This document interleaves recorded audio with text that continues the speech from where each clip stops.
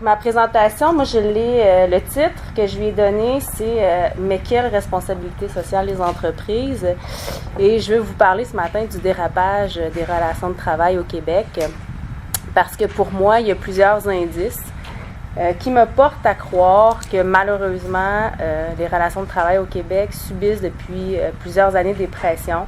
Les acteurs subissent des pressions en matière de relations de travail et il y a un déséquilibre important au niveau du pouvoir entre les parties à la négociation qui fait en sorte que le compromis négocié au Québec ne reflète plus ni les intérêts des travailleurs, ni les intérêts des entreprises. Donc, du côté des entreprises, il y a un inversement du discours. Si dans les années 30, je pense, Gompers disait « more, more, more », on a l'impression qu'aujourd'hui, c'est les entreprises qui tiennent ce discours-là. Donc, c'est jamais assez de flexibilité, jamais assez de droits de direction qui sont récupérés. Donc, on est vraiment dans une époque où on a des pertes du côté syndical. Et je vais vous donner, moi, plus de statistiques qu'il n'en faut ce matin, mais j'en ai préparé beaucoup. Donc, premièrement, je vous ramène à la base des relations industrielles. C'est le premier détour que je veux faire. Pour les étudiants qui ont suivi mon cours Stratégie en RT, je suis désolée, vous allez vous rappeler des bons souvenirs avec Bud et ses collègues, mais les relations industrielles, sont sa vocation première à ce champ d'études-là. Puis les fondements des relations industrielles, c'est d'assurer cet équilibre-là entre l'efficacité au niveau des entreprises et de l'autre côté, l'équité et le voice des travailleurs. Donc, on se dit que notre système est en équilibre quand on est capable d'allier ces deux types d'intérêts-là assez classiques des relations industrielles. Et ce qu'on voit à l'heure actuelle, c'est que l'efficacité est sans aucun doute assurée dans le système de relations industrielles pour les entreprises. Je vais vous montrer des stats qui démontrent l'enrichissement des entreprises dans les dernières années. Mais pas juste l'enrichissement, aussi une récupération importante de la part de flexibilité de la part des employeurs dans les conventions collectives. Mais tout ce qui est équité et voice, par exemple, du côté des travailleurs, est mis à mal. Et je vais me servir de deux exemples assez forts, deux champs de recherche que moi je mène pour montrer à quel point l'équité et le voice sont mis à mal. Je vais vous parler des stratégies antisyndicales, donc l'évolution de ces stratégies-là. Et je vais vous parler aussi des clauses de disparité de traitement dans les conventions collectives. Donc, comment tout ça a évolué et surtout, quels sont les critères et les facteurs qui expliquent la présence de disparité de traitement dans les conventions collectives. Premièrement, on va parler d'efficacité. Le premier indicateur que j'ai choisi, c'est un indicateur qui dit tout puis rien en même temps, mais c'est le PIB. Parce que le PIB nous montre quoi? Il nous montre l'évolution de la richesse collective. Donc, bon an, mal an, si vous regardez la courbe, dans les dernières années, il y a quand même eu une progression assez fulgurante du PIB. Donc, il y a un enrichissement important de notre collectivité, mais aussi des entreprises par le fait même. Donc, on a réussi à créer de la richesse au Québec dans les dernières années. Donc, tout le discours patronal qui dit que, notre nation n'est pas compétitive comparée à d'autres pays, c'est peut-être un discours qu'il faudrait revoir parce que ce qu'on dit à peu près partout, puis Jacques Rouillard a d'ailleurs sorti une étude il n'y a pas longtemps dans son bouquin. Il a comparé l'évolution du PIB et de la création de richesse avec la création de la richesse chez les travailleurs, donc toute la question de la redistribution de cette richesse-là. Et ce que Rouillard arrive comme conclusion dans son ouvrage, c'est que s'il y a eu un enrichissement de la part des entreprises, il n'y a certainement pas eu de redistribution parce que les travailleurs, eux, leur pouvoir d'achat a stagné dans les dernières années ou à peu près pas augmenté. Et si le secteur public avait toujours été notre locomotive de tête pour donner l'amélioration des conditions de travail, c'est certainement plus le cas aujourd'hui parce que le secteur privé a des meilleures augmentations salariales que le secteur public dans les 10 dernières années au Québec. Donc, il y a un inversement de la tendance qui est assez importante. Donc, tout ce sur quoi notre système était basé quand on parlait du fameux compromis fordiste, que au fur et à mesure où on créait, où on générait des gains de productivité ou de la richesse, cette richesse-là devait être distribuée, cette prémisse-là, dans le système de relations industrielles, malheureusement, elle n'est plus vraie. Et elle n'est plus vraie parce que les entreprises sont capables de cacher les profits ou les recettes qu'ils vont faire. Hier, il y a des panélistes qui vous parlaient beaucoup de paradis fiscaux, etc., d'évasion et tout le tralala. C'est une réalité qui est maintenant la nôtre.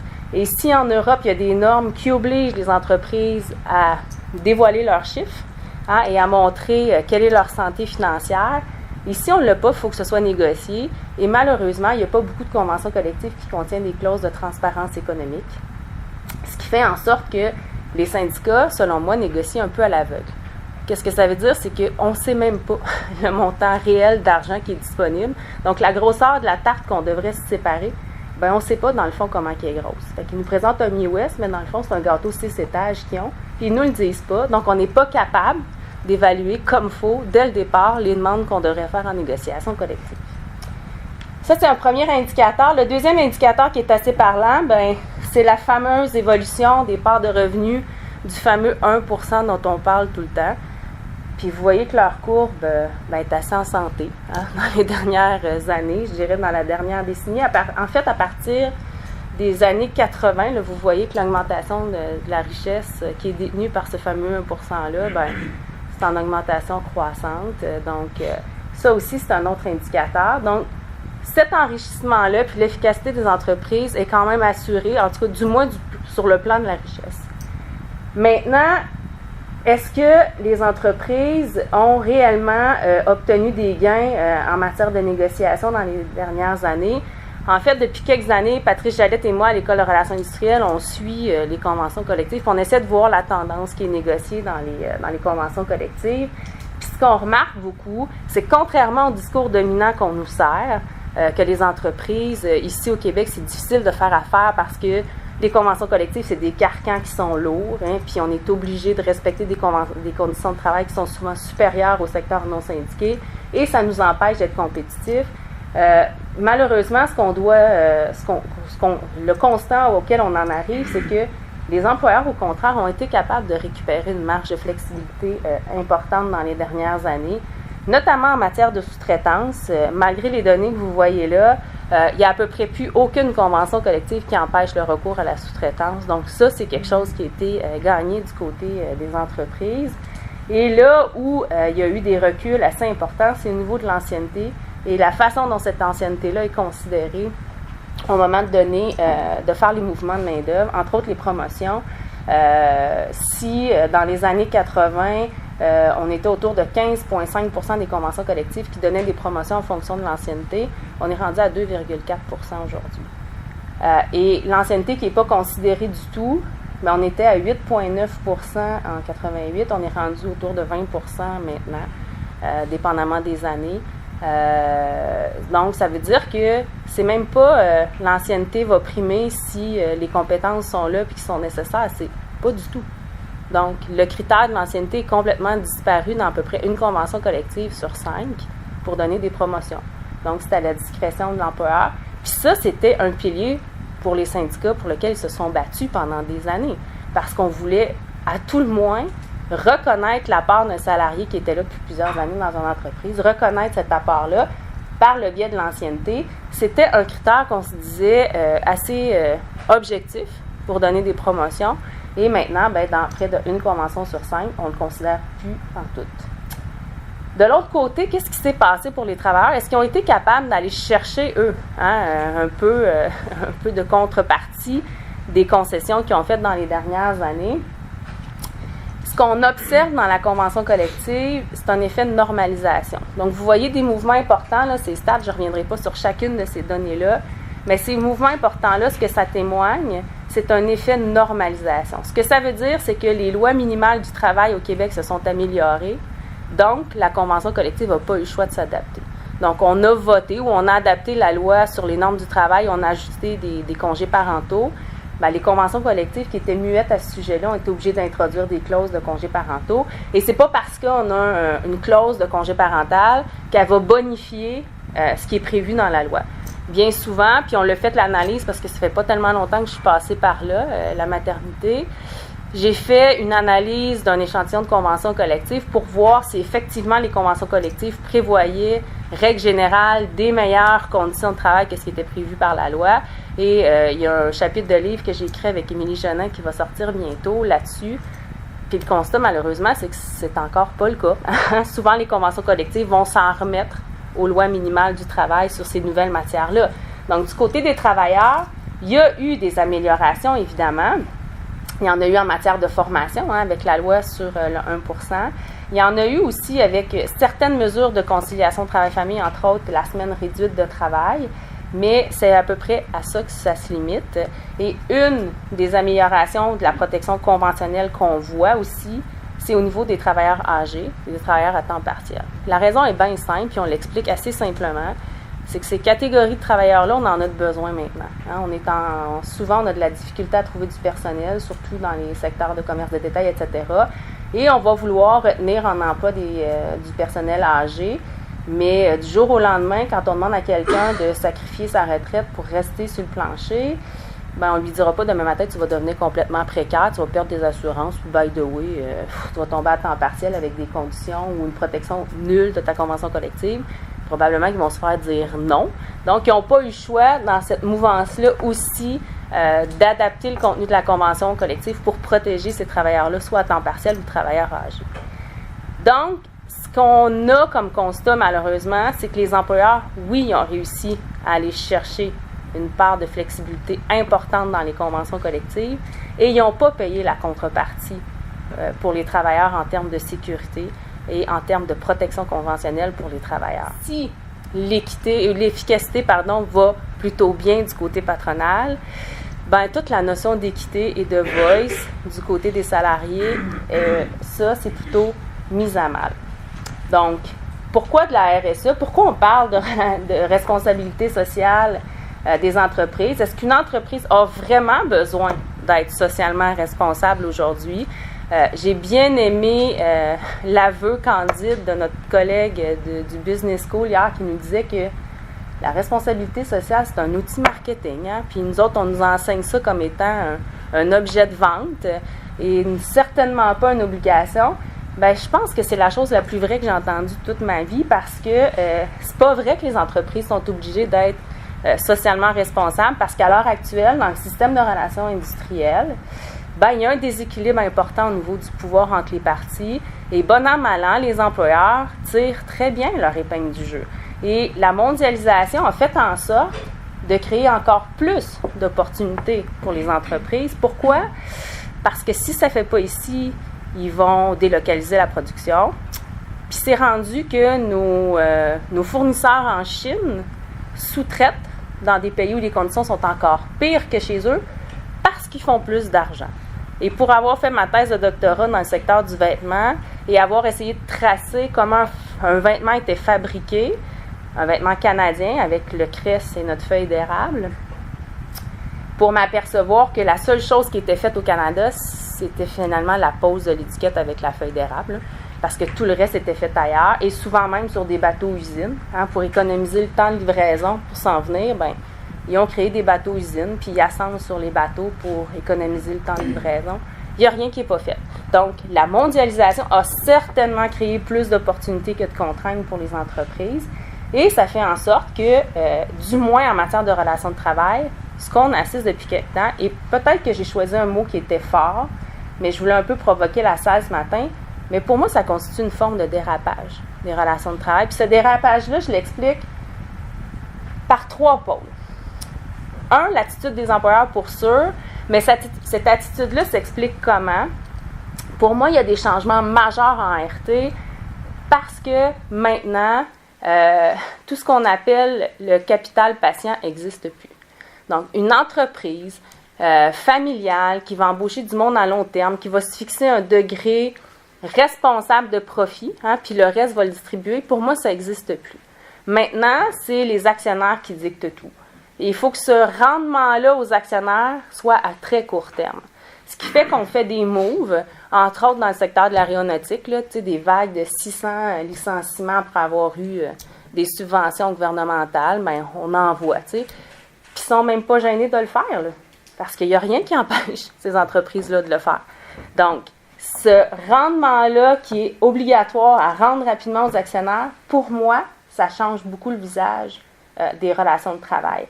Et il y a toute la question de la cassure de la relation d'emploi aussi. Et Guylaine en a parlé beaucoup. Donc, on va avoir un noyau dur de permanents qui vont être dans l'entreprise, qui sont de moins en moins, qui occupent une part de moins en moins importante de la main-d'œuvre. Et autour de ces gens-là, va graviter une gang de périphériques, d'atypiques, de gens avec des droits qui sont moindres et qui vont faire aussi en sorte que l'entreprise va avoir et disposer de cette marge de flexibilité-là dont elle a besoin. Ça, c'est un premier élément qui, pour moi, change beaucoup la face des relations de travail parce que c'est la financiarisation qui dicte tout et ça fait en sorte qu'il y a des pressions énormes sur les parties à la négociation collective. Le deuxième élément majeur, bien évidemment, c'est le déséquilibre de pouvoir entre les parties. Baisse du taux de syndicalisation, crise du syndicalisme aussi.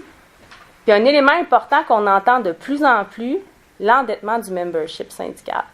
Donc, quand on va dans des milieux puis qu'on se demande comment ça se fait que le monde n'est pas dans la rue, comment ça se fait qu'on ne crie pas, comment ça se fait qu'on ne débraye pas, comment ça se fait qu'on ne fait pas de grève sociale au Québec, parce que, tu sais, après tout, en France, ils sont tout le temps dans la rue, eux autres, ils sortent.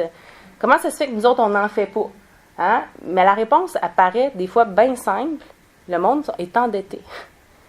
Un conflit de travail pourrait être périlleux pour beaucoup de personnes dans les rangs syndicaux, y compris le nôtre. Je me rappelle qu'en 2013, il y avait eu un vote à l'Université de Montréal du SGPUM, puis on avait demandé un vote de grève générale illimité. J'étais déléguée syndicale à l'époque, puis quand je me promenais pour aller sonder mes collègues en relations industrielles, je le demande guillemets, je ne devrais pas, mais il me semble qu'on devrait avoir une compréhension plus importante autour des enjeux de la grève. Bien, il y en avait beaucoup qui avaient peur que la grève soit déclenchée. Pourquoi? Parce qu'il n'y avait pas ces moyens-là de tomber demain matin en grève puis d'avoir un salaire qui ne rentre pas. Parce qu'ils ont des obligations financières. Puis ça, je vais vous montrer tantôt des chiffres qui montrent une concordance assez incroyable. Troisième élément qui change pour moi la nature des relations de travail, puis on l'explore de plus en plus dans nos recherches, on essaie d'en faire une variable pour la tester, c'est la question de la maturité des conventions collectives. Il y a eu beaucoup de combats dans les années 70-80, puis tu sais, bon, quand on écoute parler des syndicalistes, c'était dans le bon vieux temps, on sortait, on avait des gains, etc., etc. Mais la réalité maintenant, c'est que les conventions collectives sont matures. Et là, on est passé d'un cas où on avait du syndicalisme, je vais appeler de croissance, hein, où est-ce qu'on avait à bâtir nos conventions collectives, à un syndicalisme de maintien des conditions de travail, parce que nos conventions collectives sont bâties. Fait, on passe plutôt dans une logique d'un syndicalisme de croissance à un syndicalisme où on va gérer de la décroissance, parce que l'employeur est toujours en demande de concession. Et souvent, on parle même dans la littérature en relation de travail d'hyper-concession en négociation collective, parce que hier, ça a été mis à la table, mais même les entreprises rentables, maintenant, demandent des concessions aux négociations collectives pour pouvoir faire juste plus d'argent. Parce que sinon, ils vont délocaliser. Point barre. Il n'y a pas d'autre signification, il n'y a pas d'autre logique aux concessions qui sont demandées que celle-là. Donc, on est dans cette logique-là. Et pour moi, ça aussi, ça change la dynamique des relations de travail parce que tu ne peux pas mobiliser ton monde autant quand tu veux maintenir tes conditions de travail. Tu sais, quand tes grosses luttes sont en arrière, c'est dur de repartir la machine pour essayer de mener des grands combats. Parfois, malheureusement, on a tendance à s'asseoir un peu sur cette défaite-là. Parce que des combats, Guylaine vous en a parlé de certains, moi je pourrais vous parler d'autres combats en matière d'égalité professionnelle. Émilie Genin, puis un panel cet après-midi qui va en parler. Il y a encore beaucoup d'espace pour des luttes, puis pour bâtir des conventions collectives plus équitables pour les femmes, pour les statuts atypiques, etc., pour les minorités visibles aussi. Donc, en matière de formation professionnelle, il reste combien de luttes à mener aussi? Parce que qui a accès à la formation professionnelle? Est-ce qu'on paye le temps des gens qui sont aux études? Hein? C'est bien beau de les payer le 3 heures pendant qu'ils sont dans la salle de cours, mais les 40 heures qui font le travail de session, s'ils reprennent un cours à l'université, c'est aux frais de qui, puis pour qui ils le font, etc. Est-ce qu'on donne les conditions nécessaires aux jeunes familles pour aller se faire former? Tu sais, bon, frais de garde, etc., etc. Donc, il y a immensément, il y a un terrain très vaste de lutte qui pourrait être encore mené, qui ne l'est pas, parce qu'on est beaucoup en réaction aux demandes patronales de concession. c'est quoi ce graphique-là? C'est 2 belles lignes, hein, mais je vous ai mis en rouge la progression de l'endettement des ménages. Donc, vous voyez que c'est constant. Autour des années 70, on était à peu près à 60-62% d'endettement, donc ton taux de dette par rapport à ton revenu que tu avais. On était à peu près à 62% endetté. 2015, on est rendu à 167% d'endettement. Ça veut dire que pour chaque dollar que tu fais au travail, ben, tu es endetté de 1,67. Donc, quand on dit que le monde est à la gorge, c'est une façon de l'illustrer. Et si vous comparez l'autre courbe en bleu, ben, c'est la courbe des conflits de travail. Donc, vous voyez qu'autour des années 70, le monde n'est pas trop endetté. Hein? On avait beaucoup de conflits de travail, on a débrayé beaucoup.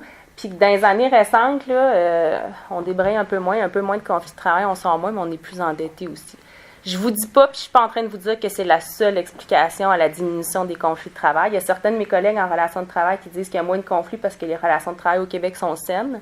Je ne suis pas de celles qui vont soutenir cette thèse-là. Je suis de celles qui vont plutôt affirmer que les gens ne sortent plus en conflit parce que c'est juste plus possible, parce que le contexte n'est plus là, parce que le pouvoir n'est plus là, puis parce que la mobilisation n'est plus nécessairement là non plus. Je vous ai parlé beaucoup de facteurs externes, mais il y a des facteurs internes aussi au mouvement syndical à l'heure actuelle. Puis je pense que quand j'ai commencé le bac, je ne vous dirai pas en quelle année, parce qu'il y en a qui vont deviner mon âge, mais on parlait déjà de renouveau syndical, et on en parle encore de renouveau syndical. Donc, il y a quand même une crise à l'interne dans les mouvements syndicaux à l'heure actuelle.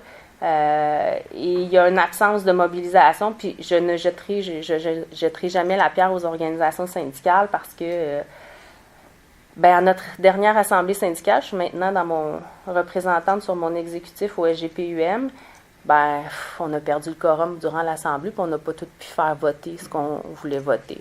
Donc, attachez votre tuque, les demandes pour la prochaine négociation. Fait que ça vous donne une idée de l'état de notre mobilisation. Fait que je ne suis pas là pour jeter une pierre à personne, mais c'est un fait. Hein? Les organisations syndicales ont de la difficulté à mobiliser à l'heure actuelle. Ce n'est pas une chose qui est facile. Donc, je vous ai montré que du côté de l'efficacité des entreprises, ça allait plutôt bien. Maintenant, je vais vous dire ce qui, selon moi, fait en sorte qu'on n'a pas d'équilibre au niveau du système de relations industrielles, puis 2 grandes pistes qui peuvent l'expliquer au niveau de l'équité et au niveau du voice. Je vais vous parler premièrement des clauses de disparité de traitement. J'ai aucune idée combien je suis rendue. Donc, les clauses de disparité de traitement, un vieux débat qui trahit encore une fois mon âge parce que j'ai été du groupe qui a fait la mobilisation à la fin des années 90 pour obtenir la première loi sur les clauses orphelins dans la loi sur les normes du travail. C'est moi qui ai publié la première étude des jeunes au Québec pour montrer que les clauses de disparité de traitement, c'était pas vrai que ça créait de la job. J'ai rouvert cette étude-là il n'y a pas longtemps. J'étais un peu gênée, ne la lisez plus, parce que je me rends compte qu'on avait tourné quelques coins ronds méthodologiquement parlant, mais bon, à l'époque, ça nous a quand même permis d'avoir accès au ministre et d'avoir une oreille attentive, et la loi a quand même eu lieu. Mais ce débat-là n'est pas d'hier. Et ce débat-là prend une ampleur importante aujourd'hui. Pourquoi? Parce que dans les années 90, les jeunes ont crié beaucoup.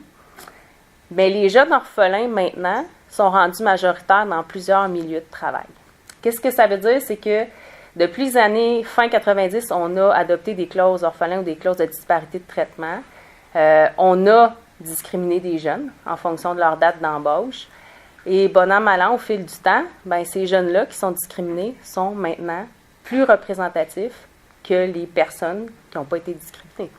Donc, qui avaient été embauchées avant la fameuse date de tombée où les conditions de travail ont changé. Et là, dans les milieux, un méchant beau débat au plan syndical doit avoir lieu parce que ces jeunes-là, qui ont été discriminés pendant plusieurs années, maintenant, ils ont voix au chapitre et se mobilisent. Donc, le débat a vraiment repris de l'ampleur ces derniers temps. Et il y a des luttes importantes qui sont menées aussi dans les organisations syndicales sur ce sujet-là, entre autres chez les métallos, où est-ce qu'il y a des grèves importantes à l'heure actuelle sur cette question-là. Et la tendance maintenant, parce que, bon, toutes les clauses de disparité salariale ont été interdites par la loi, mais, pas les régimes de retraite, pas les régimes d'assurance, pas les clauses sur la sécurité de l'emploi. Puis les employeurs, ben, ils en profitent. Puis c'est là-dessus qu'ils attaquent. Donc, toute la question de la retraite, maintenant, c'est là où les employeurs essaient de faire des gains et de changer ces régimes-là. Donc, pour moi, c'est un paradoxe important pour le syndicalisme. Pourquoi? Parce que c'est réputé et reconnu par plusieurs grandes organisations mondiales que c'est une institution qui favorise l'équité, hein, qui favorise ou qui diminue les inégalités au plan mondial, mais d'un autre côté, malheureusement, les organisations syndicales ont embarqué dans des clauses de disparité de traitement. Souvent, ils ont été forcés parce qu'il y avait une menace de fermeture. Donc, c'était la seule porte de sortie qu'ils ont eue pour sauver des emplois locaux. D'autres fois, c'était une façon de sauver meubles. Hein, puis d'autres fois, c'était juste parce qu'ils n'ont pas voulu faire le débat pour des personnes qui n'étaient pas encore dans le milieu de travail. Et même si les organisations syndicales ou les têtes dirigeantes savent très bien que ça peut être problématique, les clauses de disparité de traitement, de convaincre quelqu'un de se priver de salaire pendant X mois, X semaines, pour des personnes qui ne connaissent pas, qui ne sont pas encore dans le milieu de travail, ça peut devenir un peu difficile à faire, cette mobilisation-là. Donc, oui, les organisations syndicales ont eu à signer des clauses de disparité de traitement. Et dans la recherche que j'ai faite avec ma collègue Mélanie Dufour, on a interrogé 500 jeunes. Puis je vous dirais que les jeunes expliquaient leur plus faible participation aux instances syndicales à cause notamment des clauses de disparité de traitement. Pour eux autres, c'était un problème fondamental. Ils n'étaient pas capables de s'identifier, donc de développer une identité commune avec les autres travailleurs des organisations syndicales parce qu'ils se sentaient trahis par leur organisation syndicale qui avait signé une clause de disparité de traitement. Donc, ce n'est pas un problème qu'on peut traiter à la légère parce que ça affecte directement ce sens commun-là qu'on donne à l'action collective, puis les jeunes se sont sentis trahis. Donc, il faut quand même adresser ce débat-là, même s'il est délicat dans les organisations syndicales, il va falloir traiter de ce débat-là. Les principales tendances en matière de clause de disparité de traitement, mais on pensait que la loi allait permettre de stopper l'hémorragie et d'empêcher une progression au niveau des clauses de disparité de traitement, mais ce qu'on se rend compte, c'est que ce n'est pas le cas. Donc, il y a toujours, malgré qu'il y a des interdictions législatives, il y a toujours des clauses de disparité de traitement qui se signent. On en avait entre 2,8 et 8 % dans les années 90. En 2016, dans le livre de la convention collective, là, on a mis à jour les données, c'est environ 15,2 % des conventions collectives qui vont contenir des clauses de disparité de traitement.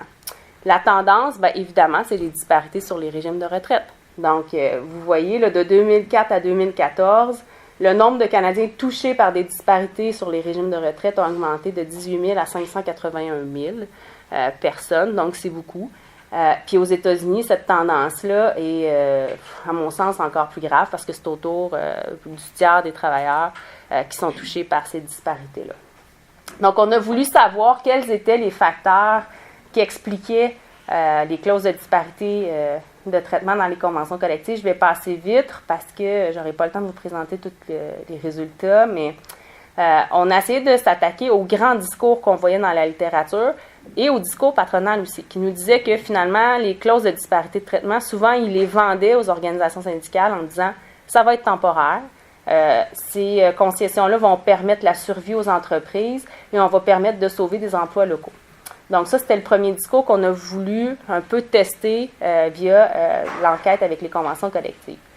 Deuxième chose, pression sectorielle, comparaison coercitive. En négociation, on le sait très bien, ceux qui négocient, il y a des tendances sectorielles qui se dessinent et une fois que la tendance est lancée, donc si des entreprises commencent à introduire des clauses de disparité de traitement, mais ça va se propager dans le secteur parce que ça devient un modèle à imiter parce qu'on veut être aussi concurrentiel que le voisin. Le profil de la main-d'œuvre, ce à quoi on s'attendait au départ de la recherche, c'était que dans les entreprises où il y avait beaucoup de femmes, et beaucoup de jeunes, on allait avoir plus de clauses de disparité de traitement parce que historiquement, c'est les deux catégories de main-d'œuvre qui avaient été le plus touchées par les inégalités. Donc, on a testé aussi cette hypothèse-là. Évidemment, la réduction du pouvoir syndical, on se disait, il va y avoir des clauses de disparité de traitement parce que les syndicats sont plus capables de résister aux demandes de concession de l'employeur. Donc, les syndicats qui vont avoir moins de ressources, normalement, devraient signer des conventions collectives avec plus de disparité de traitement. Et finalement, les concessions négociées, pour nous autres, une clause de disparité de traitement ne viendra jamais seule.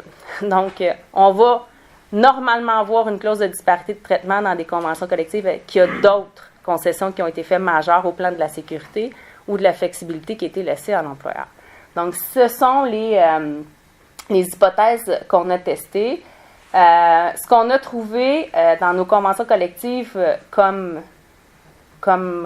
résultat, je m'excuse, la slide est en anglais, mais je n'étais pas capable de la changer, fait que je l'ai laissée comme ça, mais je vais vous la traduire au fur et à mesure. Ce qu'on a voulu faire dans l'étude, c'est qu'on a distingué premièrement deux types de disparités de traitement. Les disparités salariales, qui sont plus clairement interdites par la loi, mais il y en a pareil, et les disparités non salariales, donc tout ce qui touche la sécurité d'emploi des gens. Et ce qu'on se rend compte, c'est que dépendamment du type de disparité salariale dont il est question, la logique qui mène à la signature de ces clauses-là n'est pas la même chez les entreprises. Premièrement, pour les disparités salariales, on en a trouvé plus dans les secteurs manufacturiers et on en a trouvé moins dans les régions non urbaines, en fait. Pourquoi? Puis la logique est la suivante. Les régions qu'on dit non urbaines, c'est souvent les régions ressources, avec des industries primaires, etc. Donc, ce qu'on se disait, c'est qu'en région, il y a une préoccupation plus grande de la sauvegarde des emplois, en fait. Donc, les luttes vont risquer d'être plus fortes dans les régions qui sont non urbaines par rapport aux régions urbaines. C'était la logique qu'on voulait. Premier résultat surprenant de l'étude qu'on a eu, c'était le lien négatif entre la présence de femmes et la disparité de traitement. Donc, ce que ça veut dire, c'est que dans les secteurs où il y a plus de femmes, il y a moins de disparité de traitement. Donc, pour nous, c'est un résultat qui était surprenant parce qu'on s'attendait à en avoir plus. Mais la façon dont on l'explique, c'est assez simple. C'est que, malheureusement, mesdames, c'est pas qu'on est meilleures négociatrices, mais on est souvent dans des ghettos féminins déjà moins rémunérés. Donc, tout ce qui est disparité de traitement dans les emplois typiquement féminins est peut-être moins nécessaire, finalement, à introduire dans les conditions de travail. Et l'autre chose, c'est peut-être notre biais, comme femmes, dans les milieux féminins où les femmes se sont beaucoup battues pour l'équité salariale, l'accès à l'égalité, etc.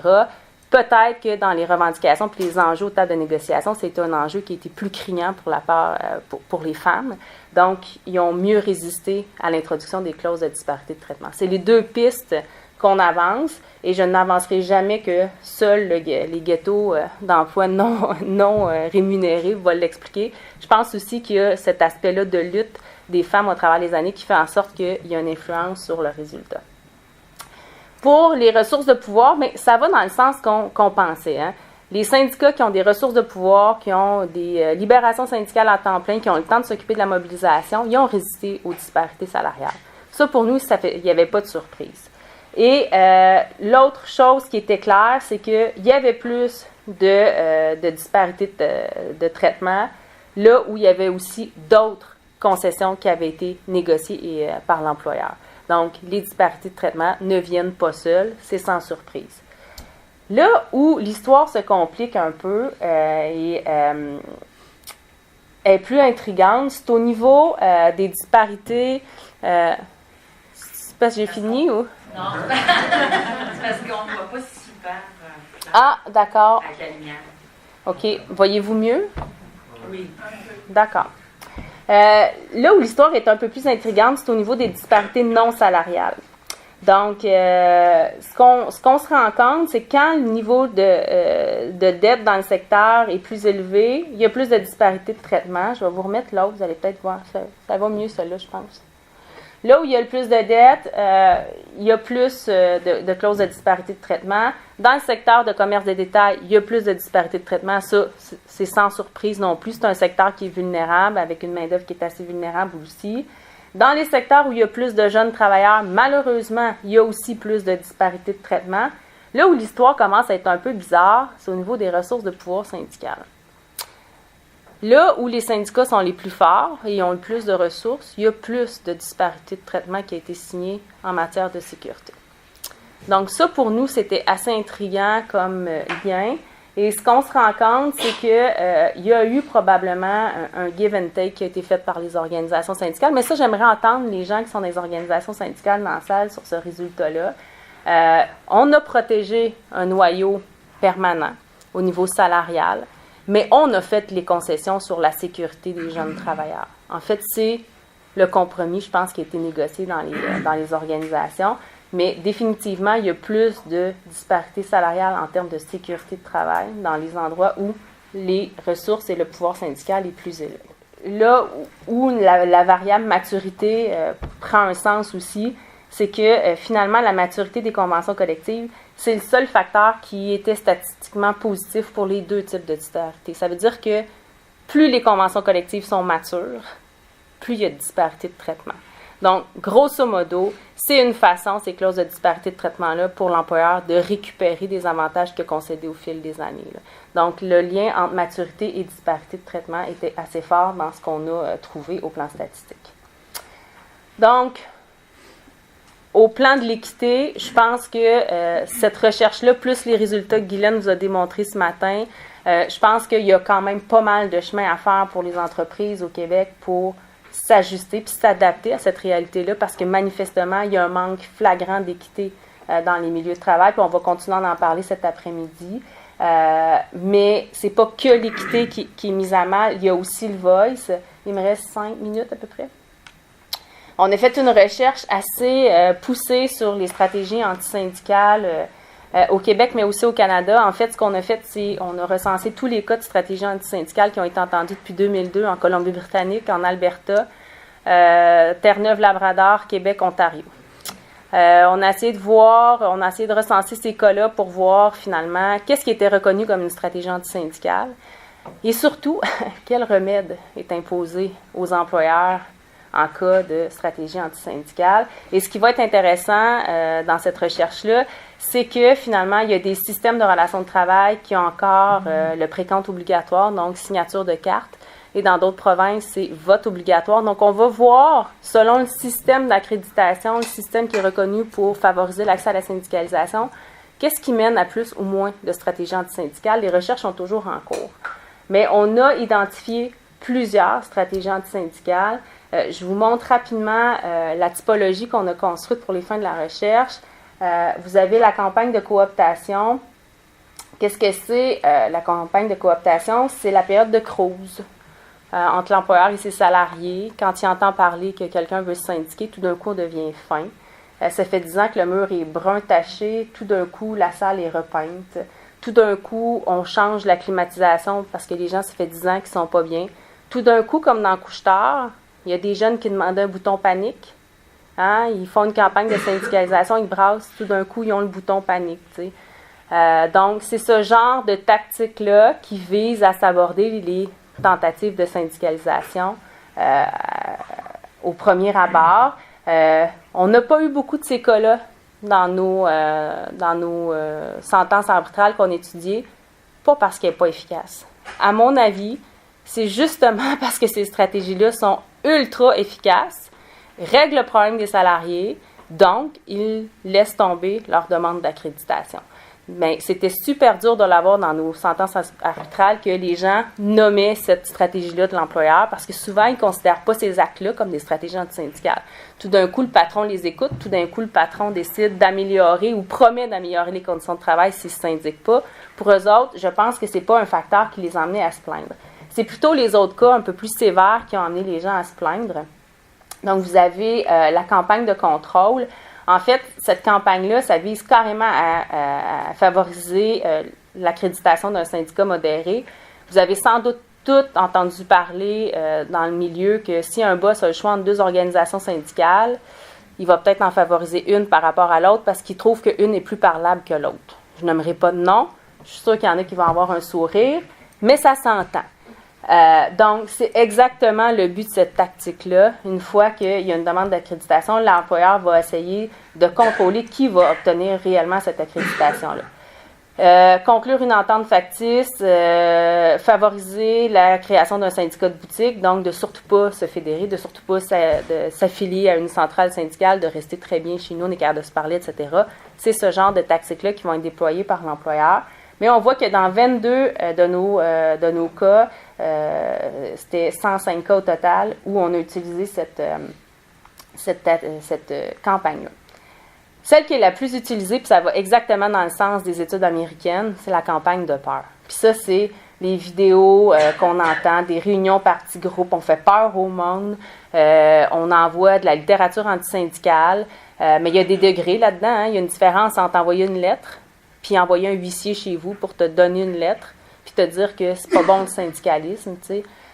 Et là-dedans, il y a plein de stratégies qui sont inimaginables, qui ont été utilisées. Entre autres, en Ontario, je vous en nomme une parce qu'elle, je ris à chaque fois, je devrais pas rire, mais quand je la lis, cette jurisprudence-là, je pleure de rire. C'est un employeur qui voit rentrer un permanent syndical venir faire du recrutement sur un chantier, puis il décide de sauter dans la grue, de prendre le char du permanent syndical, de le lever dans les airs, puis de dire au permanent que tant aussi longtemps qu'il ne ramasse pas ses cartes, il ne relâche pas l'auto. Non, mais je m'excuse, j'en ris, mais à quel point ça peut aller, les agissements d'un employeur qui a un animus antisyndical, c'est quand même fort. Un autre cas en Ontario, c'est de prendre la carte de membre, la carte syndicale qu'un membre tient dans ses mains, puis de mettre le feu alors qu'il la tient.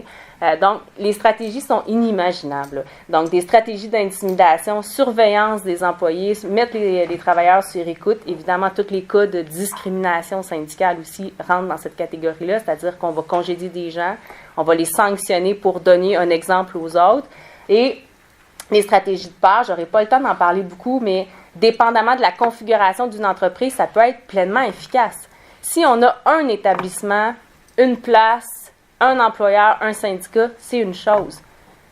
Mais une entreprise comme Couche-Tard, une entreprise comme Walmart, quand on fait une stratégie antisyndicale dans un établissement, ça déferle sur tous les autres établissements de l'entreprise.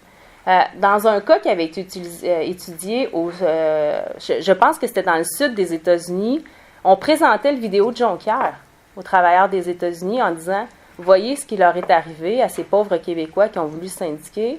On n'a aucun problème à fermer un établissement et voici ce qui va vous arriver si vous décidez de vous syndiquer. » Donc, on se rend compte que quand on déploie une stratégie antisyndicale dans une entreprise multi-établissement, bien, l'effet est décuplé, en fait. Parce que, l'employeur peut créer cette onde de choc-là ou cette onde de peur-là dans plusieurs établissements à la fois. Et finalement, on a la stratégie de blocage qui était aussi très utilisée. C'est quoi? C'est la négociation de mauvaise foi. C'est de ne pas révéler des informations qui seraient stratégiques pour les négociations. Recourir à des consultants ou à des avocats spécialisés en évitement syndical. On ne l'avait pas beaucoup dans nos jurisprudences parce que c'était pas beaucoup décrié. Mais on se doute bien qu'un employeur qui utilise 10 moyens dilatoires pour faire changer l'accréditation, pour modifier les demandes en négociation, puis qu'il y a 11 tactiques antisyndicales qui sont utilisées au cours de la même campagne syndicale, on se doute bien qu'il n'a pas pensé tout seul. Hein? Qu'il y a un penseur en arrière et qu'il y a probablement des avocats spécialisés dans le union breaking. C'est pas juste un fait américain, c'est aussi un fait québécois, le union breaking. Et il y a des cabinets à Montréal qui sont réputés là-dedans. Si tu as une demande d'accréditation, tu appelles et on peut régler le problème assez facilement. Le problème qu'on voit, là, puis je vais terminer là-dessus, c'est que en matière de stratégie antisyndicale, les employeurs sont plus gênés. Si avant ils se gardaient une petite gêne, on dirait que cette petite gêne-là est de moins en moins présente. Et on va déployer les énergies et le cash qu'il faut pour empêcher la syndicalisation, parce que le problème majeur, c'est que les remèdes qui sont imposés sont minimes. J'en parlais hier dans une question, mais les amendes qui sont imposées à ces employeurs-là qui font des stratégies antisyndicales sont minimes à comparer à le risque qu'eux jugent à la syndicalisation de leur établissement. Ils ont une tape sur les doigts. That's it. Donc, cette tape ses doigts-là ne les empêchera pas d'utiliser des stratégies antisyndicales parce qu'ils jugent, et dans leur idéologie de gestion, ils jugent que la syndicalisation serait pire que l'amende qu'ils pourront éventuellement payer si les employés se plaignent et si ils réussissent à gagner leur cause. Donc, c'est deux éléments qui n'est pas certain non plus. Donc, pour moi, clairement, avant de parler de responsabilité sociale des entreprises, de un, il va falloir se mettre d'accord à un moment donné sur une définition, mais pour moi, toute entreprise qui devrait être socialement responsable, à tout le moins, devrait respecter les lois du travail au Québec, devrait respecter les institutions, dont le syndicalisme, et il y a encore, pour moi, pas mal de chemin à faire là-dessus chez nos entreprises au Québec. Voilà.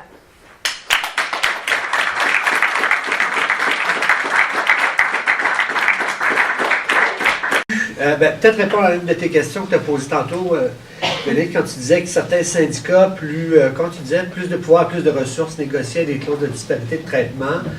J'ai peut-être un début de réponse. En fait, il faut dire aussi qu'à la FTQ, depuis 2010, on a voté en congrès une résolution pour proscrire les clauses de disparité de traitement dans les conventions collectives, parce que oui, c'est vrai, elles étaient négociées. Et pour la petite histoire, on fait campagne depuis, et juste dire qu'il y a une unanimité quand même à l'Assemblée nationale contre les clauses de disparité de traitement, y compris au niveau des libéraux, qui ont eux-mêmes une position de congrès qui a été menée par les jeunes libéraux pour les proscrire, mais ils n'arrivent pas, je ne sais pas, ils ne trouvent pas leur crayon pour écrire la loi, je ne sais pas quoi, mais ça n'aboutit pas nécessairement pour le moment, mais en tout cas, ça va dans le bon sens. Moi, je pense qu'il y a deux raisons pourquoi les syndicats faisaient ça, ou les milieux de travail, je pense que c'est plus juste de dire ça.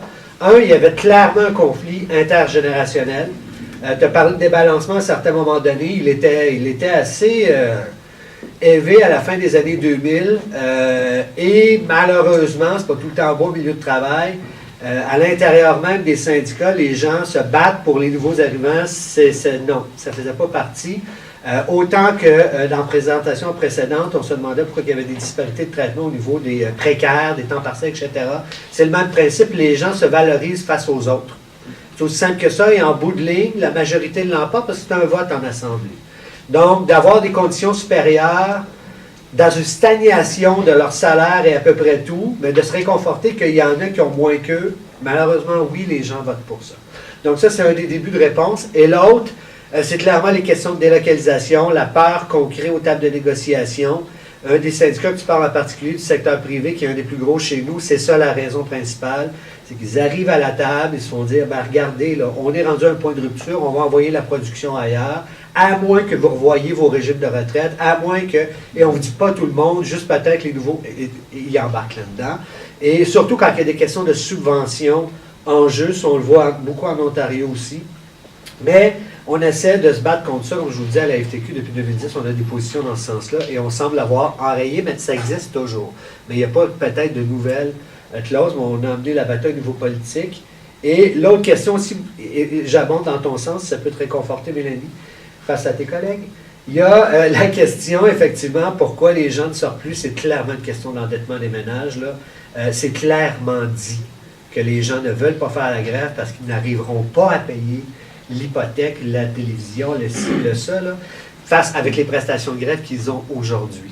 Donc, il y a tellement un débalancement qu'on est rendu dans un autre paradigme total là, de rapport de force. Merci. Monsieur? Merci. Philippe Benoît, Conseil central de Montréal métropolitain, la CSN. Bien, merci pour la présentation. Puis je vais continuer un peu avec ce que Patrick a dit. Je suis d'accord avec lui.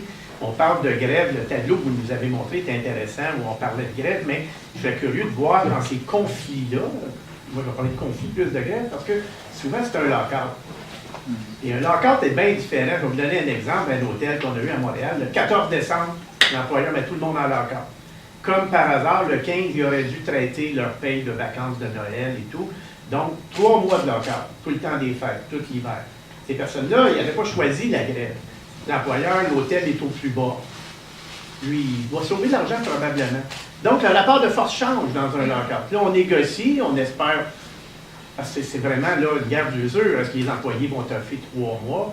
Si on peut se rendre en avril, mai, le Montréal avec l'été revient. Il a fallu encourager ce monde-là à regarder. Le rapport de force est terriblement changé. Ça peut être écrit que c'est une grève, mais la grève a été votée après un lockout. Donc, dans ce cas-là, puis là, on a un lockout à la CSN, croyez-le ou non, on entend de principe cette semaine, 10 ans de lockout. C'est assez spécial, là. Il ne reste plus grand employé. Donc, l'employeur sont devenus des spécialistes là-dedans. On va vous mettre en grève, nous autres. Une autre place, qu'on parle de clauses là, qui ne sont pas favorables aux clauses orphelines, on peut dire. Bon, une brasserie, on l'adapte, il ne faut pas la nommer, il y a quelques années. L'employeur avait regardé, lui, qui avait un gros pourcentage d'employés anciens, il y a eu un vote de grève à 97 %. Puis après, il y a eu une proposition, puis il a failli passer à 60 %. On peut se dire, mon Dieu, ça baisse, c'est pas... Sauf que les clauses qui étaient là favorisaient les anciens, la prise en retraite et les jeunes.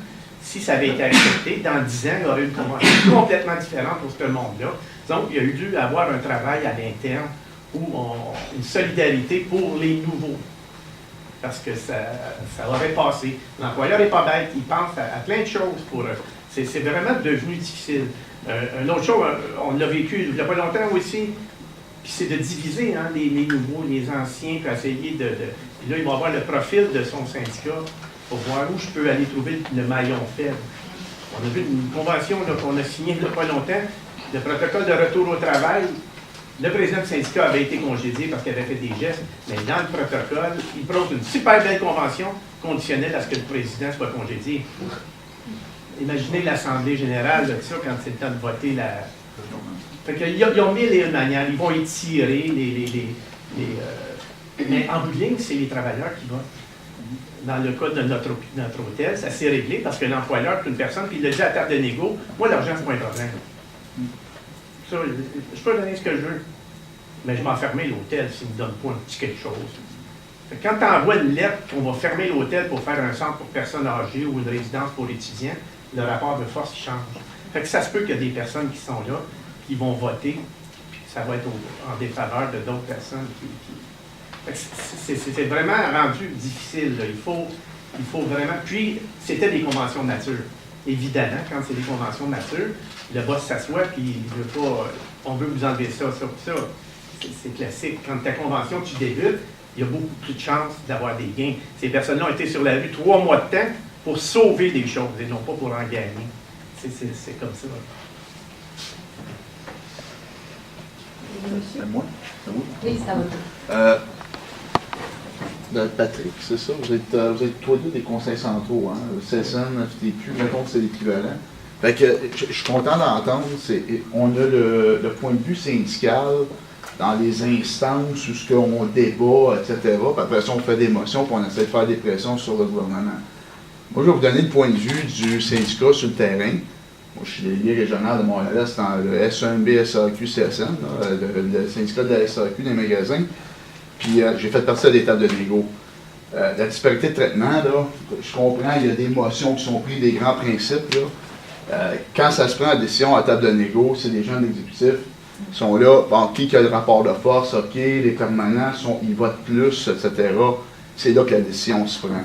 Mais on va aller du côté des permanents parce que les élections s'en viennent par après, etc. Souvent, c'est ça. Malheureusement, c'est ça. C'est politique. Puis la disparité de traitement, des fois, on fait des efforts colossaux. On va chercher l'ancienneté pure. On était chercher l'ancienneté pure en 2010. On se disait que ça ait temps partiel, temps régulier, l'ancienneté pure va régler ça pour l'obtention d'un poste permanent. Sauf qu'on créait d'autres disparités de traitement on a créé des postes de 30 heures et pas 40 heures. Puis là, dans une disparité de traitement, tu en crées tout le temps en essayant de négocier des clauses qui vont éliminer certaines disparités.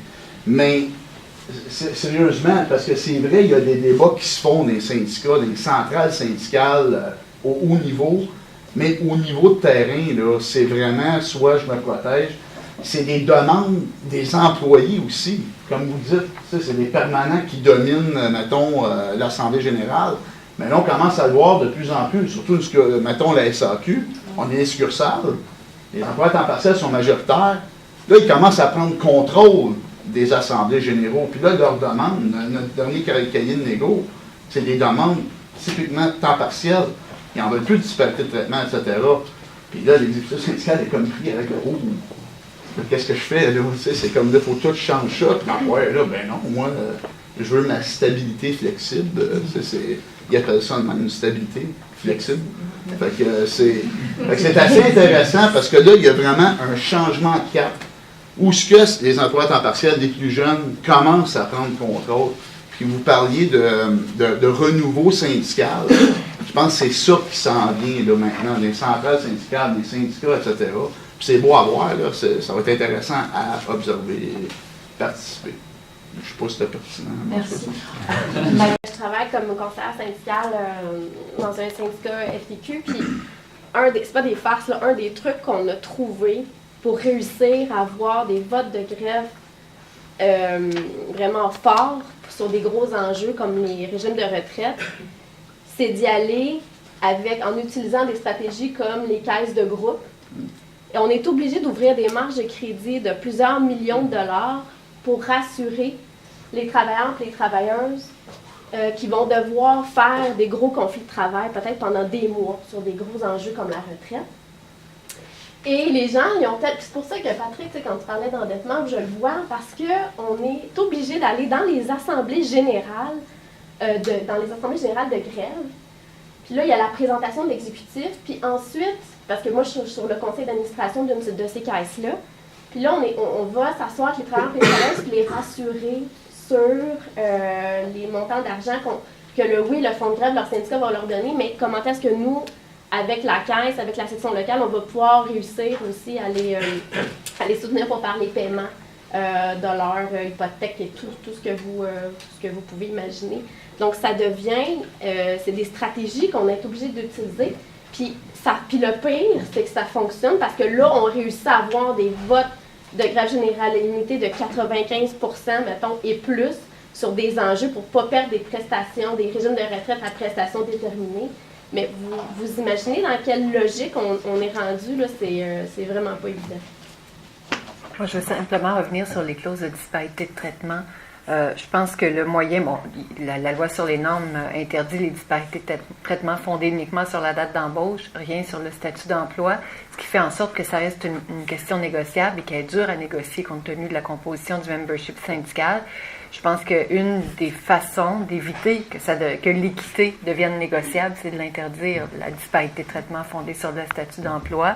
Et à ce moment-là, la négociation se ferait sur autre chose parce que je conçois très bien la mobilisation syndicale qu'il y a pour résister à des demandes comme ça.